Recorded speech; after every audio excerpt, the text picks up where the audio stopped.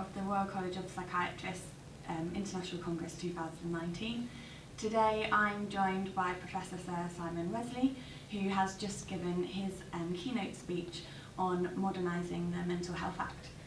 Simon, would you be able to tell us a little bit more about what you've just been speaking about? Well, I'm not entirely sure myself because I lost my notes before I went on stage, so I was busking. It's always better to busk actually in these things. But no, I was going through the basic principles of why we had the Mental Health Act review, how we did it, what the key recommendations are, and whether or not I think they're going to be implemented. So, and all in half an hour. Okay. And for people at home, what do you think are the kind of key points to take away from your talk today? I think that, I suppose there's several. The first one is, why do we have a Mental Health Act and why does it need to be reviewed? And that, should we do away with it? No. Should we improve it? Yes. It's a thing that always needs to be returned to every 20, 25 years. Mm-hmm. And the time is absolutely right to bring us up to date in what's changed in the last 25 years, try and reduce coercion, deal with the over-representation of BME patients, which we've known about all my career, but we haven't done much about, to be honest. Yeah. Bring us up to date in changes in human rights and choices available to those with severe mental illness, even when they're detained, and then other problems with the Capacity Act, LD autism, issues like that. So it's quite a big package, which is why we have 150 recommendations. Really sorry, but there are.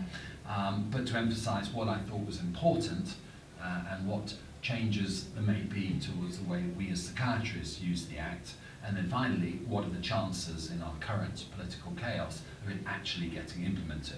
And the answer to that last question is I think they're quite high, actually.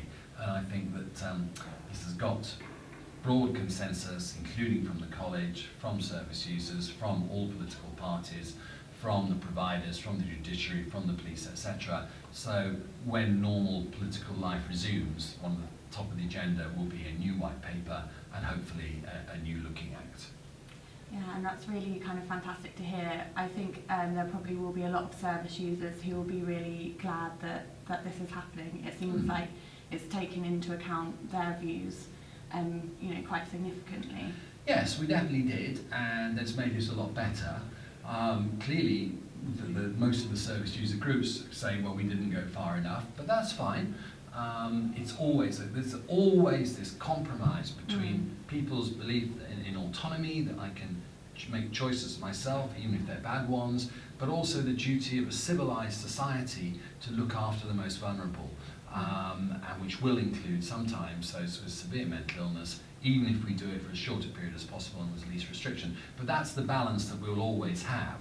And so I'm almost pleased that people think we haven't quite gone far enough. Nobody, as far as I know, has said we're actually proposing something that's wrong. Yeah. And that was not the case when we last did this 30 years ago. Okay. And one thing that you mentioned as well was the Mental Capacity Act. I know there is quite a lot of confusion around when to use the Mental Capacity Act, when to use the Mental Health Act. Is this something that you think will be a bit clearer through the new changes? We hope so. I mean, this is one of the more contentious areas. We have a problem at the moment, the Mental Capacity Act and its derivative DOLs and now the new Liberty Protection Safeguards, which have been really messed around by Parliament, and something we're going to have to go back on that one. But it is very confusing. And far too often people are defaulting to the Mental Health Act. Why? Because they know it. It's short, it's simple, it's got good safeguards, and you can use it 24 hours a day. But that's not good, and that's not what the Mental Capacity Act was designed for. It's certainly not what the Mental Health Act is designed for. So we have proposed that in future, what will be the division between the two, that you can use at 4 a.m. in the morning or on a Sunday, that the Mental Health Act is specifically for people who are objecting, and objecting in the way that you and I and everyone else in this country uses the word objection, not objecting in a sense they haven't got the capacity to either consent or not, but objecting in a way that any normal person will see that they do not want to be admitted, they do not want treatment.